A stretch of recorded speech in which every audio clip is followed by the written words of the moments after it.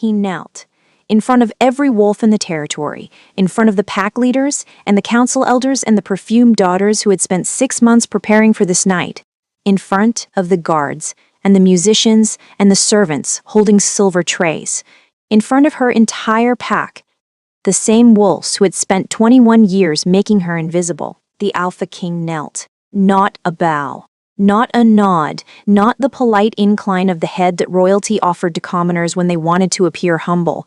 He dropped, both knees, on the stone floor, in a coat that cost more than her village, in front of 1,000 witnesses, and he held out his hand, to her, to the girl in the back of the hall, the one in the brown dress, the one with dirt still under her fingernails because she had been pulling weeds from the garden 3 hours ago and hadn't had time to scrub properly.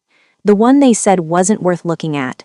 The hall was silent, not quiet, silent, the kind of silence that happens when 1,000 people stop breathing at the same time, the kind of silence that is weight and texture and a sound of its own, the sound of everything you thought you knew, collapsing. She stared at his hand. And for 3 seconds that felt like 3 centuries. She didn't take it.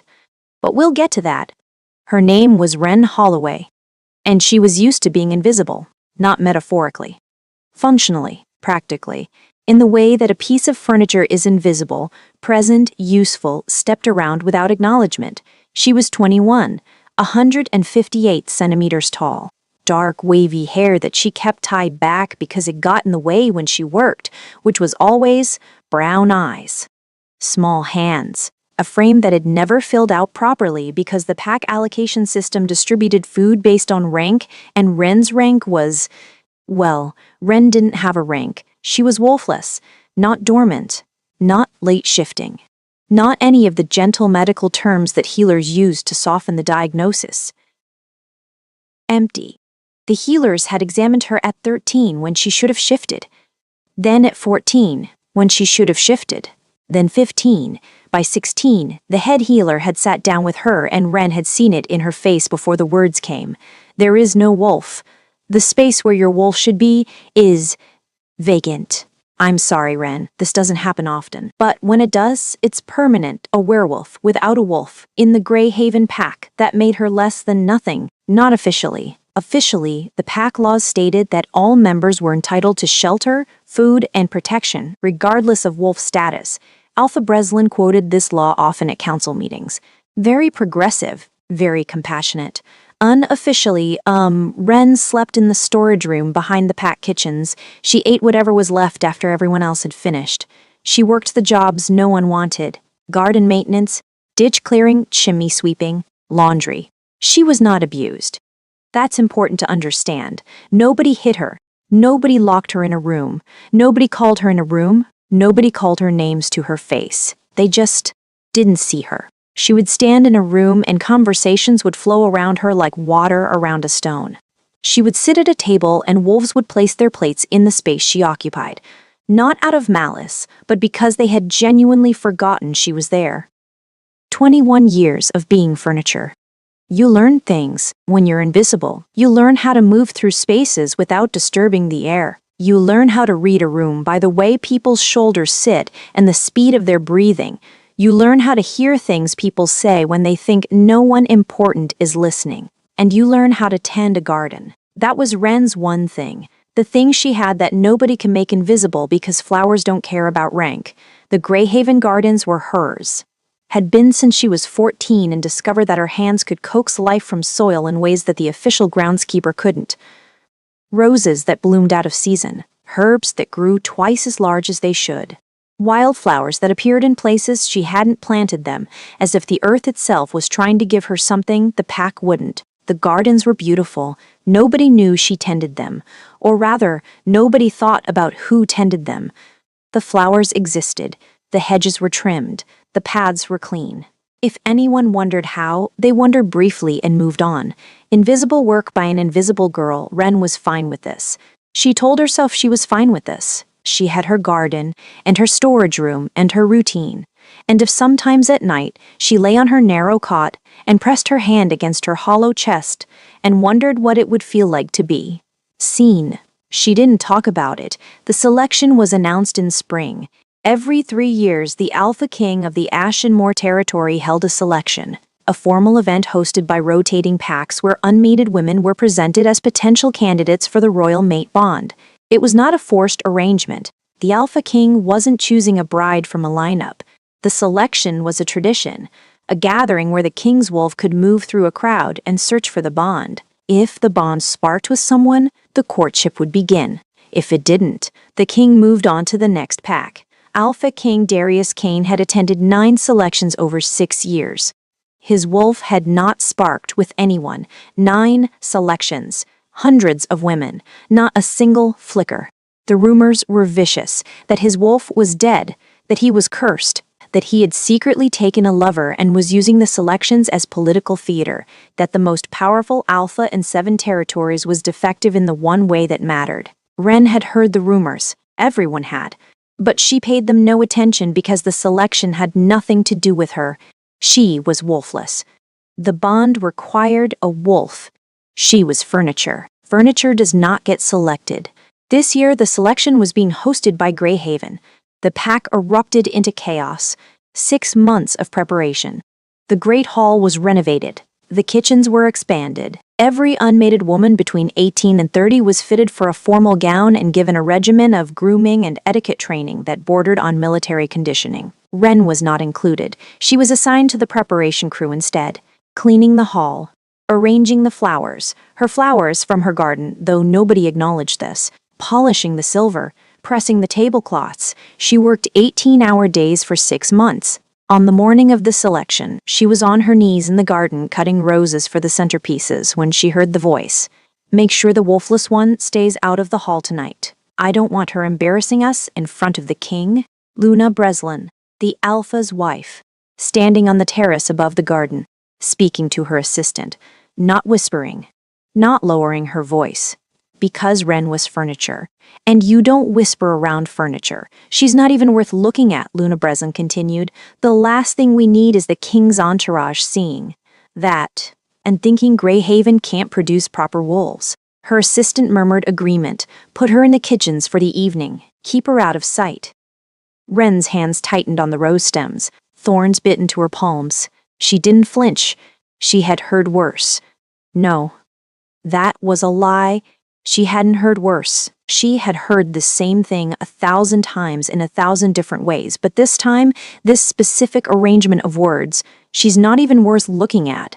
This time, it landed differently. This time, it didn't bounce off the armor she had spent 21 years building. This time, it went through, found something soft underneath, something she had been protecting. Hope. She hadn't even known it was there. A tiny, ridiculous, impossible kernel of hope that maybe this time, maybe the selection. Maybe someone would, worth looking at. Wren cut the roses, arranged them in baskets, carried them inside, set them in crystal vases on tables she had polished, and in a hall she had cleaned, and surrounded by decorations she had designed using flowers she had grown. Then she went to the kitchen as instructed, and she stayed there for 4 hours, through the arrival of the king's entourage, through the opening ceremony, through the formal presentation of the candidates. She stood in the kitchen and washed dishes and listened to the music and the laughter leaking through the walls. Margot found her at 9. Margot was 63, the head cook, the only person in Greyhaven who consistently remembered that Wren existed. She had been feeding Wren extra portions since Wren was 7, and it never once made it feel like charity. She looked at Wren, at the dish soap on her hands, at the music coming through the walls. "Come with me," Margot said. "I'm supposed to stay here. Come with me, Wren." Margot. The old woman took her hand, pulled her through the kitchen, through a back corridor, into a small storage room where a dress was hanging on a hook. It was brown, simple, not silk, not satin, cotton, but clean and pressed and the right size. "Margot, I altered it this afternoon. It won't fit perfectly, but it'll do. There are shoes under the chair. Your size. I can't go in there," Luna Breslin said. "Luna Breslin doesn't decide who is worth looking at," Margot said. Her voice had an edge. The edge of a woman who had spent 63 years watching unfairness and had finally run out of tolerance for it. You grew every flower in that hall. You polished every surface. You've been working for 6 months so that other women could stand in a room you built and be seen. She put the dress in Ren's hands. You will go in that room. You will stand where you please. And if anyone tells you to leave, you will tell them that Margot sent you and Margot controls the food supply, and Margot is not above poisoning the dessert course. She was not joking. Ren changed in the storage room. The dress was plain, the shoes were borrowed. Her hair was still half-tied from the garden, and she didn't have time to fix it properly, so she pulled the tie out and let it fall. Dark waves passed her shoulders, still smelling faintly of soil and roses. She had no perfume, no jewelry, no grooming regimen. She had dirt under her fingernails that wouldn't fully come out no matter how hard she scrubbed. She walked into the Great Hall. The Great Hall was a different world. Ren had cleaned it, arranged it, designed the layout, but empty and full were two different realities. Full, it was overwhelming. 1,000 wolves, lords, lunas, pack leaders, unmated women in gowns that glittered under the chandelier light, silver, gold, crimson, ice blue. Every fabric reflecting the flames of the 100 torches lining the walls. The scent of perfume was a physical wall. Ren walked through it and felt it close behind her like water. She went to the back, not because she was told to, because the back was where she belonged, where she was comfortable, where the light was softer and the crowd was thinner, and she could stand against the stone wall and watch without being watched. She found a spot near the last column, pressed her back against it, made herself small, which was easy because she already was. From here, she could see everything. The candidates were arranged in rows along the center aisle, 47 women from Greyhaven and neighboring packs, each one presented by name and lineage, each one groomed and perfumed and positioned to maximum advantage. The front row was the strongest, the most beautiful, the highest ranked, daughters of alphas and betas, women with powerful wolves and impeccable bloodlines. The rows behind them descended in rank, like a gradient, beauty and power at the front, everything else fading toward the back. Ren was behind the last row, behind everyone, where the torchlight barely reached, and at the front of the hall, on a raised platform, the king. She had seen portraits. Everyone had. They didn't prepare her. Alpha King Darius Kane was 226 centimeters tall. She knew this because the doorway he had entered through was standard size and he had ducked. The Alpha King of Ashenmore had ducked to enter a room and then straightened, and the entire hall had processed the dimensions of him in collective silence. Broad. Not decoratively. Functionally. The kind of broad that came from being the apex predator of an entire species and carrying that weight for years. Shoulders like architecture, arms that strained the seams of a black and gold coat that had clearly been tailored for him and was still losing the fight. Dark hair pulled back from his face, a jaw that could have been used to sharpen knives, a scar that ran from his left ear to his chin. Thin, deliberate, old. And his face. His face was the problem. It was beautiful, objectively, structurally, undeniably beautiful, but it was also closed, sealed, every feature locked in place like a door that had been shut so many times the hinges had rusted. No warmth, no expression, no light behind the eyes. Golden eyes, the color of dark honey. Empty. Ren recognized that emptiness. She had seen it in her own mirror. The look of someone who had stopped expecting anything from the world and was just moving through the motions because the alternative was standing still. He was scanning the room, not the way a man scans a room full of beautiful women, the way a wolf scans for something specific, something his body would recognize before his mind could name it. He stepped down from the platform. The hall rustled. Whispers, anticipation. 47 women straightened, adjusted their hair, lifted their chins. He walked the front row. Slowly, deliberately, pausing before each woman long enough for his wolf to test the air, moving on, pausing, moving on, nothing. Second row, same pace, same pauses, same result. Third row, fourth, fifth, nothing, nothing, nothing. Nothing. The whispers grew. This was his 10th selection. His wolf hadn't sparked in 6 years. The pattern was holding. The curse was real. He reached the end of the last row. The hall held its breath. He should have turned around, should have walked back to the platform, should have delivered the polite, regretful speech he had delivered 9 times before. I thank you for your hospitality. My wolf has not found its mate tonight.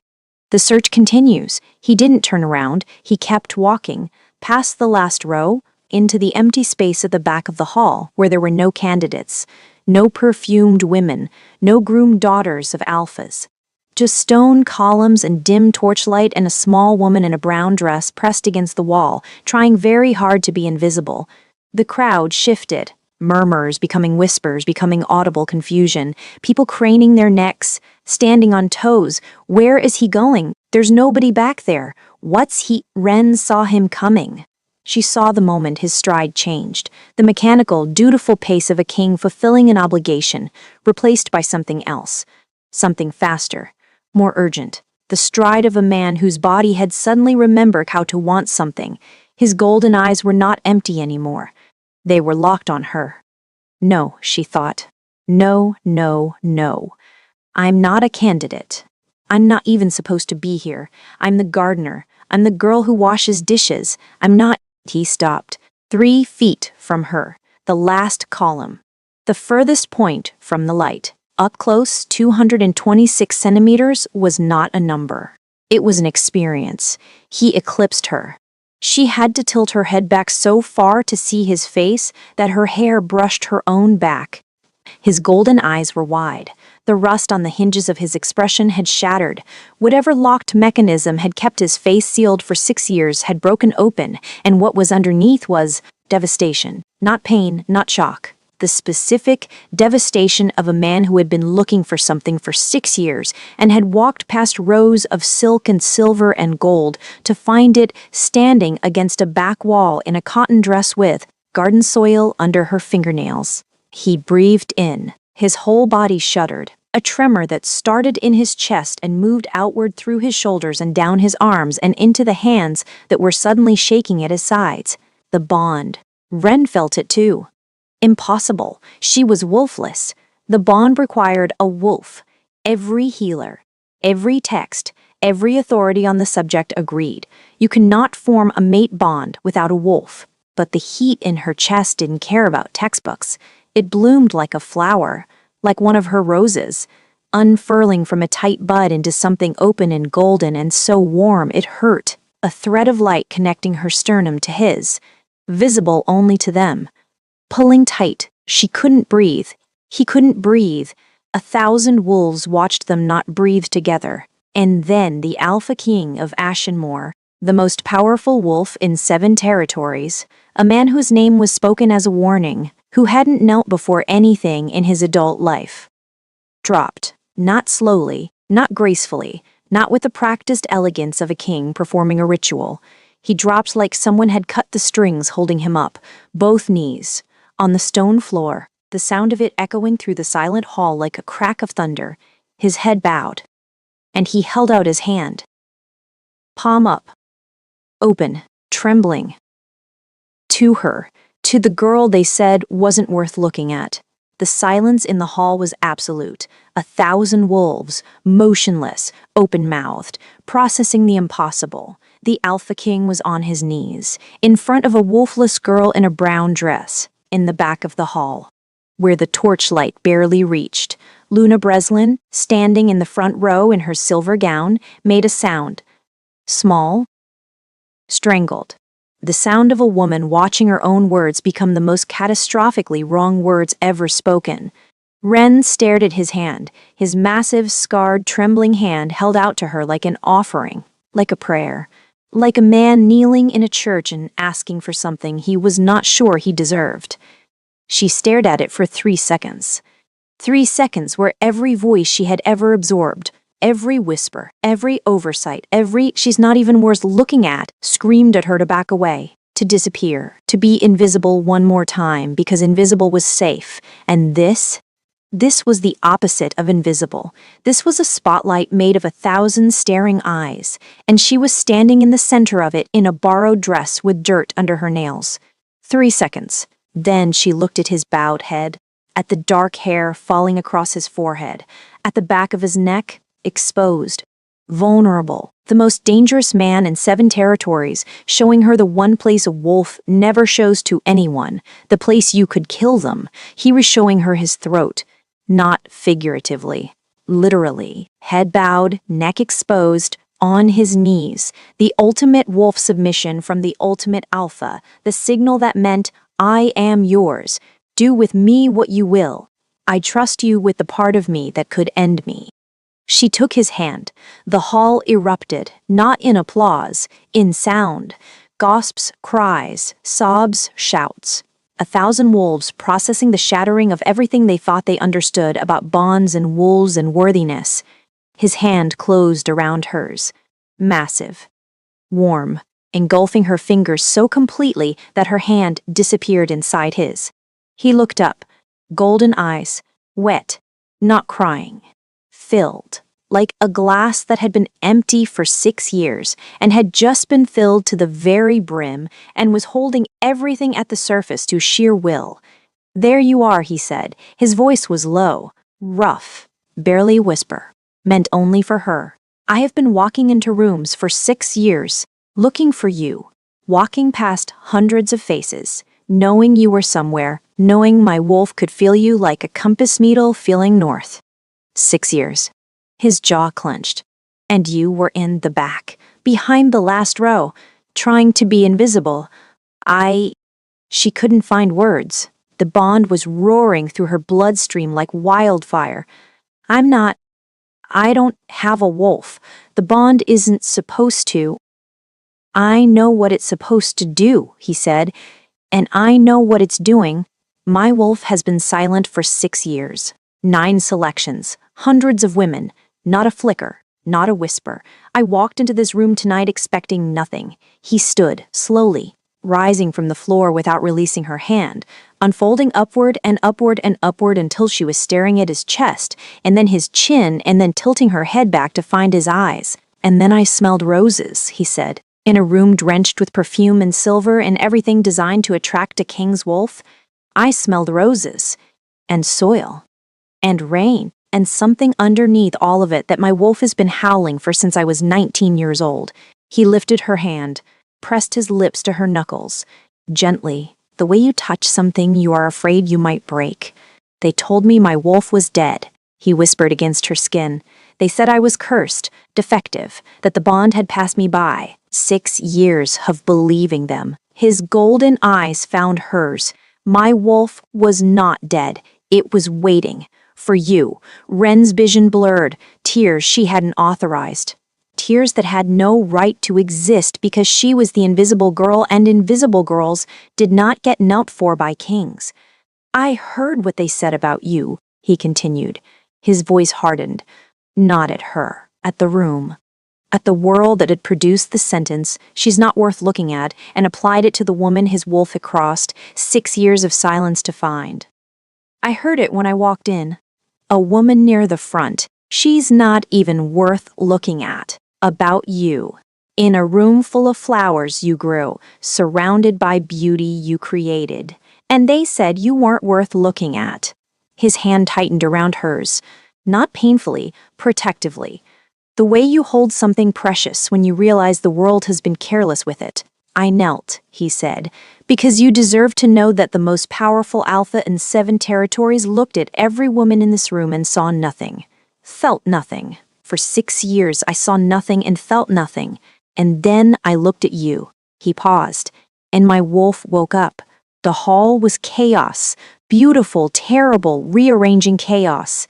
The kind that happens when a fundamental law of the universe is proven wrong in front of a live audience. The wolfless cannot bond.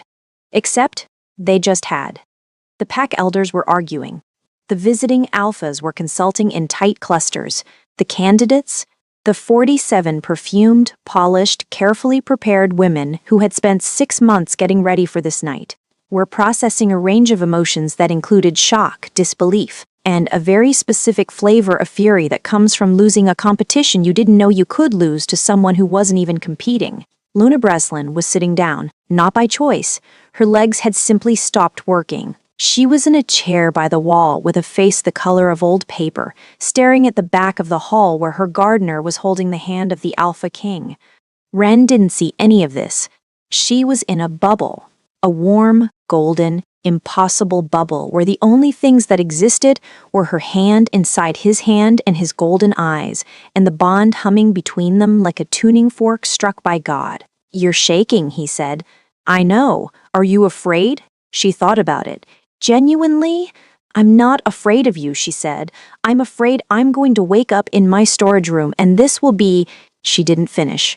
"Storage room," he repeated, the words landing heavy. "What storage room?" "It's where I sleep, behind the kitchens." "It's fine. It has a cot and a—" "You sleep in a storage room." His voice was quiet, dangerously quiet, the kind of quiet that made the wolves nearest to them take a step back.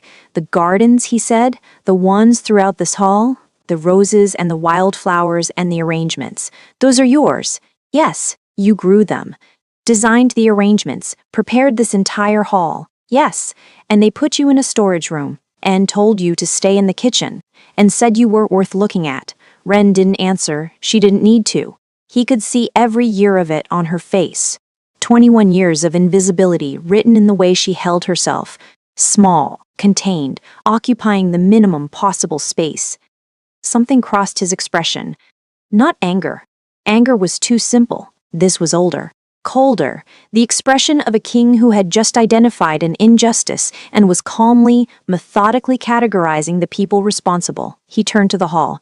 The chaos quieted, not because he shouted, because he stood straight and squared his shoulders and let his wolf press against the surface of his skin, just enough for the entire room to feel it. The weight of an Alpha King's authority settling over 1,000 wolves like a blanket made of iron. "Alpha Breslin," he said. A man stepped forward from the crowd, tall, graying, the confident bearing of a pack leader who had been comfortable for a long time. That comfort was visibly evaporating. "Yes, Your Majesty, this woman, Wren, she is a member of your pack. Yes, she is." "What is her role?" "She assists with various tasks. Gardening, maintenance. She's well cared for, I assure." "She sleeps in a storage room." The hall went silent again. Breslin's mouth opened, closed, opened again. The face of a man who had just realized that the thing he had been ignoring for 21 years was now standing in the center of a spotlight held by the most powerful wolf in existence. The accommodation was, "She grew every flower in this hall. She prepared this room for my arrival. She has been working for 6 months to make tonight possible. And your pack put her in a kitchen and told her she wasn't worth looking at." The silence was suffocating. "Your Majesty," Luna Breslin started, rising from her chair. Her voice was brittle, a tempting authority she no longer had. "The girl has no wolf. She is my mate." 3 words. 3 words that detonated in the hall like a bomb. "She is my mate. The bond is confirmed. My wolf, which has been silent for 6 years while I walked past every woman in every territory, woke up for her." "The wolfless girl you put in a storage room?" He looked at Luna Breslin, directly, with golden eyes that held no warmth. "Tell me again that she's not worth looking at." Luna Breslin sat back down. Wren stood beside the king with her hand in his, and her heart hammering and the entire trajectory of her life rearranging itself in real time around a single impossible fact. She was seen. He didn't take her from Greyhaven that night, he asked. That was the first thing that broke her. The hall was still reeling. His entourage was preparing the carriages. The political machinery was already spinning. A wolfless queen. The implications, the precedent, and in the middle of all of it, the Alpha King of Ashenmoor turned to her and said, "What would you like to do?" She blinked. "Tonight," he clarified, "right now. We can leave for Ashenmoor. We can stay here while you gather your things. We can sit in the garden if you need a moment. Whatever you want." She stared at him.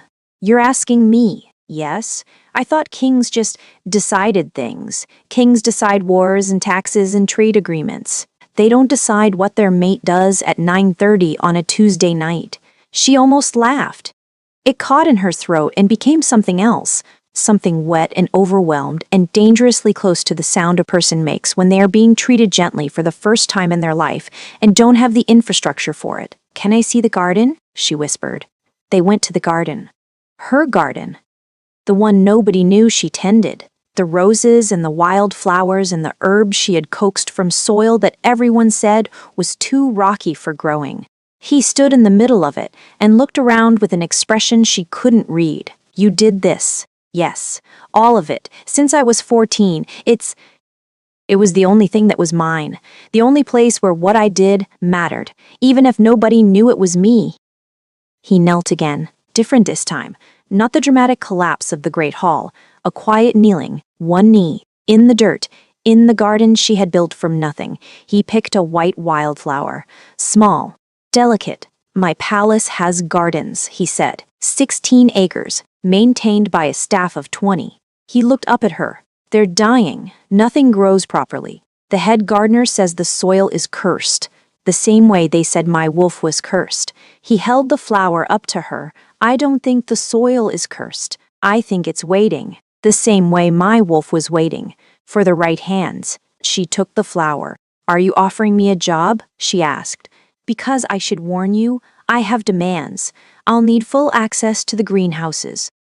And a budget. A real budget, not whatever's left over after the guards buy new swords." His mouth twitched, the first almost smile she had seen from him, the machinery of joy trying to restart after 6 years of rust. "I'm offering you everything," he said. "But we can start with the gardens." She looked at the flower, at him, at the kneeling king in the dirt of her garden holding a wildflower like it was a crown. "Okay," she said. "But I'm bringing Margot." "Who is Margot?" "The cook. She's the only person in this pack who ever saw me. I'm not leaving without her." "Done. And I'll need my tools. And seeds from the south wall. And there's a rose variety I've been developing for 3 years that needs to be transplanted very carefully or it will die." "Done. And I'm not wearing silk. I don't care if I'm the queen. I'm not wearing silk in a garden. It's impractical, and I won't do it." He stood, brushed the dirt from his knee. 226 centimeters of Alpha King with garden soil on his royal coat. "You can wear whatever you want," he said. "You can wear the brown dress. You can wear a burlap sack. You can wear nothing." He paused. "Forget that last one. We've just met. That was inappropriate." She laughed. Real, loud. The laugh of a woman who had not laughed loudly in, she couldn't remember, years. The laugh of someone who had just discovered that the most powerful Alpha King in 7 territories was awkward. He stared at her laugh like it was sunlight after a decade underground. Ashenmore was everything Greyhaven was not. Alive, loud, full, a palace that bustled with wolves who nodded at her and stepped aside for her and said good morning like it was normal. Like she was visible. Like she had always been visible. The gardens were dying. Darius hadn't exaggerated. 16 acres of brown and gray and soil that looked exhausted. The head gardener showed her around with the defeated air of a man who had tried everything. Wren knelt in the dirt, put her hands in the soil, and felt it. Not with her fingers, with something deeper. That warm place in her chest where a wolf should have been and wasn't. The empty space that healers had declared vacant and permanent and irrelevant. It wasn't empty. It had never been empty, it was just different. Not a wolf, something else. Something older. A pulse of green and gold that traveled from her palms into the ground and spread outward like roots, like veins, like a living network of warmth flowing into dead soil and waking it up. The head gardener watched a brown rosebush turn green in the space of 30 seconds. He sat down on the ground. Wren didn't notice. She was crying. Not from the roses. From the realization that the thing inside her, the thing she had spent 21 years mourning as an absence, had been there the whole time. Not a wolf, something the wolf world didn't have a name for, something that gave life instead of taking it, something that made dead things bloom and dying gardens grow and silent wolves wake up. A wolf brings death and power and dominance. That's what wolves do. That's what the bond is designed to channel. But what if a bond needed the opposite?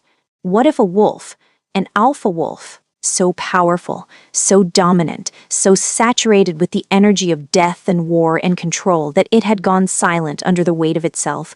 What if that wolf didn't need another wolf? What if it needed a garden? The bonding ceremony was held in the gardens. Her gardens. The ones she had healed in 3 weeks. 16 acres of impossible color. Roses and wildflowers and climbing vines that covered the palace walls in green and white and gold. Margot did the cooking, a feast for 400. She cried twice and threatened to poison anyone who complained about the soup. Wren wore green, not silk, cotton, with soil on the hem because she had been in the garden that morning and hadn't changed. Darius wore black, with a white wildflower pinned to his chest, the same variety she grew, the same kind he had picked in her garden the night he knelt.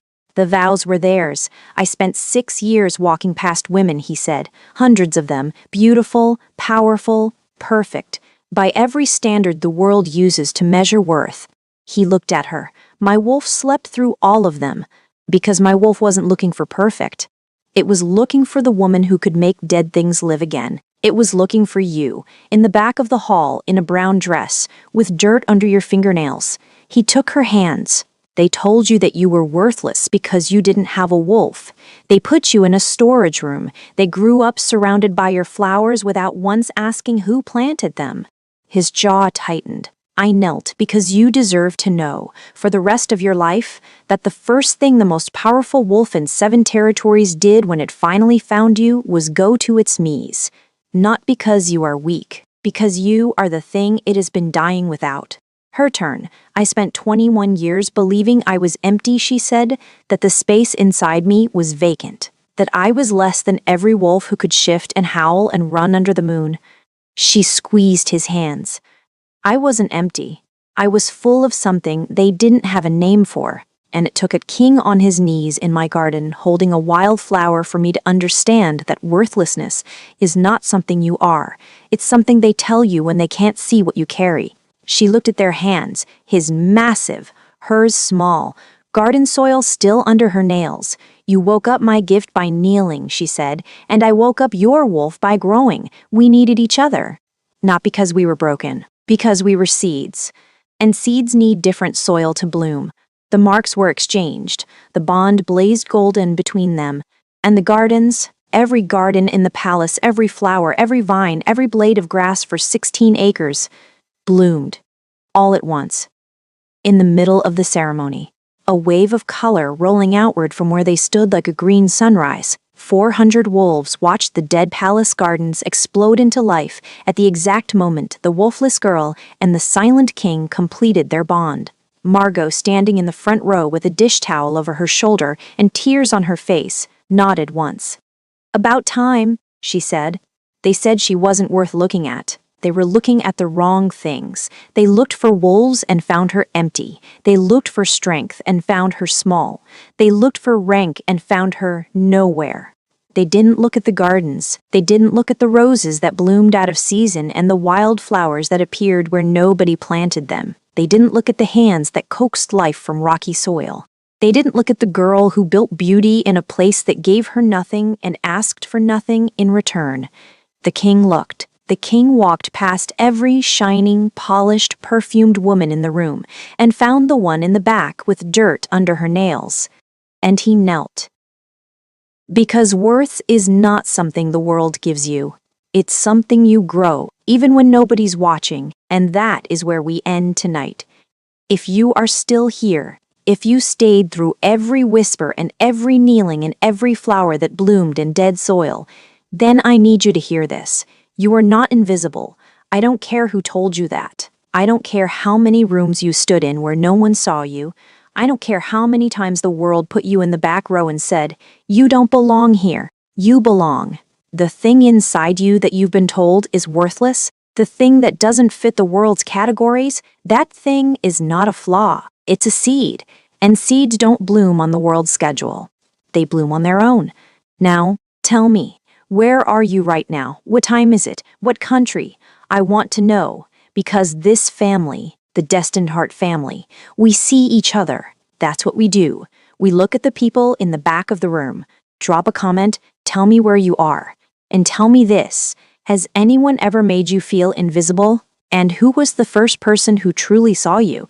If this story planted something in your chest tonight, if the kneeling in the garden and Margot's threat to poison the dessert course made you feel something you needed to feel, hit that like button. Let me know you're here. And if you haven't subscribed yet, if you've been standing at the back of this channel listening but not joining, come home. Hit subscribe, hit the bell. I will be here tomorrow with another story. And the day after, and the day after that. We see you, even when the world doesn't. Bye for now, wolves.